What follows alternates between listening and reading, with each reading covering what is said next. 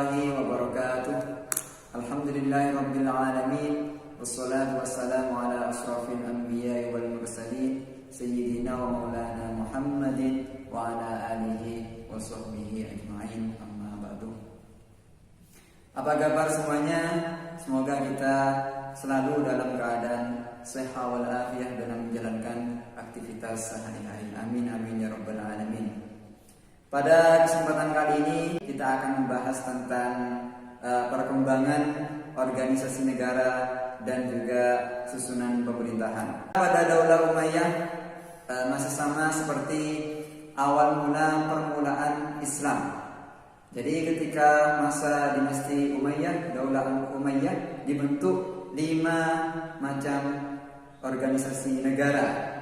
Yang pertama adalah An-Nidham Siyasi, organisasi politik. Kemudian yang kedua An-Nidhamul Idhari, organisasi tata usaha negara. Kemudian yang ketiga adalah An-Nidhamul Harbi, organisasi pertahanan. Kemudian yang keempat adalah An-Nidhamul Mali, organisasi keuangan atau ekonomi. Dan yang terakhir adalah organisasi atau An-Nidhamul Qadari, organisasi kehakiman. Kita masuk kepada organisasi yang pertama tentang Nidham Siyasi, ya, organisasi politik. Pada masa Daulah Umayyah, organisasi politik ini telah mengalami banyak perubahan. Bahwa perubahan kekuasaan terjadi ketika perebutan kekuasaan oleh Muawiyah bin Abi Sufyan. Kemudian yang kedua, ya, juga dibentuk Katib atau disebut sebagai Al-Kitabah. Pada masa Daulah Abbasiyah itu ada 4 katib penting. Yang pertama Katib Ar-Rasail, kemudian yang kedua Katib Al-Khurraj, yang ketiga Katib Asyurtoh, dan yang keempat Katib Al-Qadi. Dari keempat katib ini yang paling penting adalah Katib Ar-Rasail. Karena khalifah pada waktu itu tidak akan memberikan jabatan kepada orang-orang yang tidak dipercayainya. Katib Ar-Rasail ini hanya diberikan kepada orang-orang tertentu atau para kerabatnya. Katib ini atau Al-Kitabah ini dibentuk sebagai Dewan Sekretariat Negara, sekretaris negara. Jadi ketika ada kebutuhan-kebutuhan yang berkaitan dengan persuratan, kemudian berkaitan dengan pajak, ini harus lewat katib-katib ini, seperti itu ya. Kemudian yang ketiga juga dibentuk yang namanya Al-Hijabah. Al-Hijabah ini artinya pengawal atau Al-Hijab. Jadi ketika masa Daulah Abbasiyah itu dibentuk yang namanya Al-Hijabah. Al-Hijabah di sini namanya pengawal keselamatan khalifah. Ya, seperti itu. Agar untuk apa? Supaya tidak terjadi hal-hal yang tidak diinginkan. Contohnya seperti pembunuhan terhadap Ali, kemudian percobaan pembunuhan terhadap Muawiyah dan juga Amr bin As.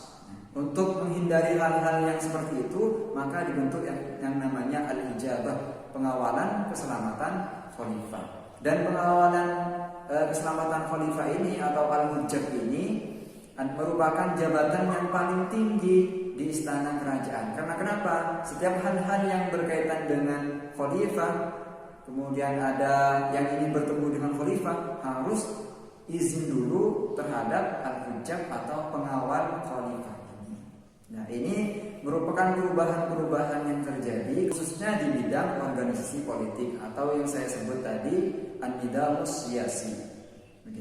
Kemudian yang kedua, organisasi tata usaha negara. Ya, An-Nidhamul Idhari ini adalah organisasi tata usaha negara pada permulaan Islam sangat sederhana.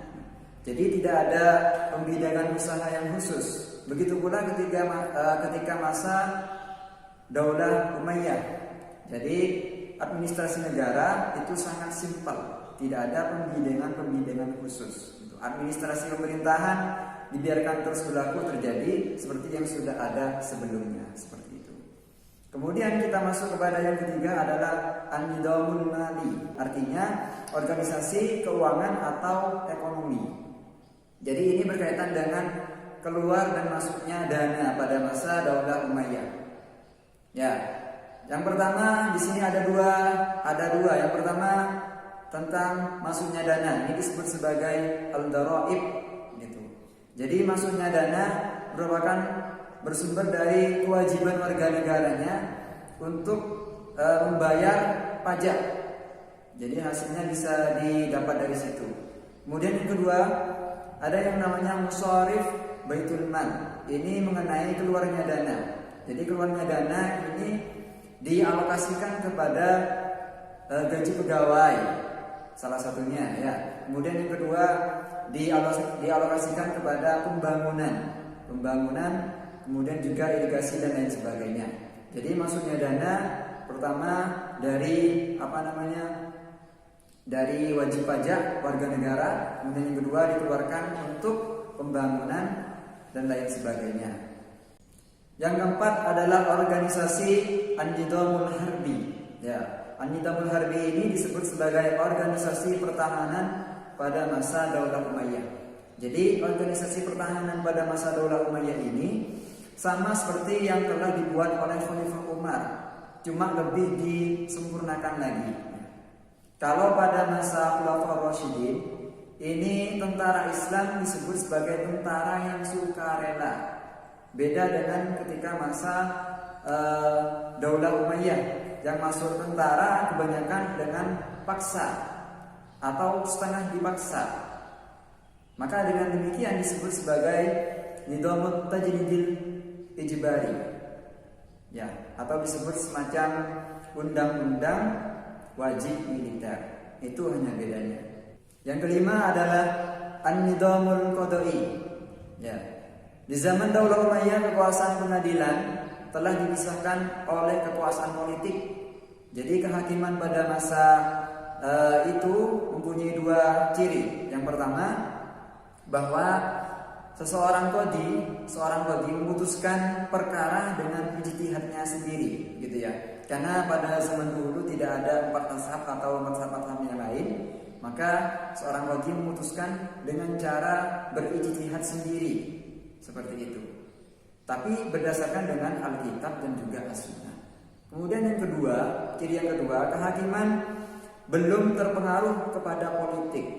Nah, dari dua ciri ini pada zaman Daulah Umayyah kekuasaan pengadilan telah dipisahkan dan kekuasaan politik tidak bercampur dengan kekuasaan politik. Ini adalah merupakan 5 organisasi pada masa Daulah Umayyah. Untuk yang terakhir, saya akan memberikan motivasi kepada anak-anak semua bahwa kita tidak akan memperoleh sesuatu apapun dalam hidup kecuali menjadikannya sebuah keharusan. Seperti belajar ini merupakan keharusan. Dan juga belajar ini sudah menjadi kewajiban bagi kita semua, bagi setiap orang muslim laki-laki dan juga orang muslim perempuan. Belajar tidak bisa kita dapatkan hanya dengan mendengarkan informasi saja, tapi belajar juga bisa kita dapatkan dengan cara banyak-banyak membaca. Begitupun juga dengan sejarah. Sejarah tidak bisa kita dapatkan dengan hanya mendengarkan dari keterangan guru, tapi kita bisa memperolehnya dengan cara banyak membaca. Oleh karena itu, ini motivasi sekaligus saran untuk anak-anak semua. Kita tidak bisa hanya mendengarkan cerita dari guru, tapi anak-anak juga harus bisa mencari informasi. Caranya dengan cara banyak-banyak membaca. Hanya itu yang bisa saya sampaikan. Kurang lebihnya saya mohon maaf. Wallahualam bishawab. Assalamualaikum warahmatullahi wabarakatuh.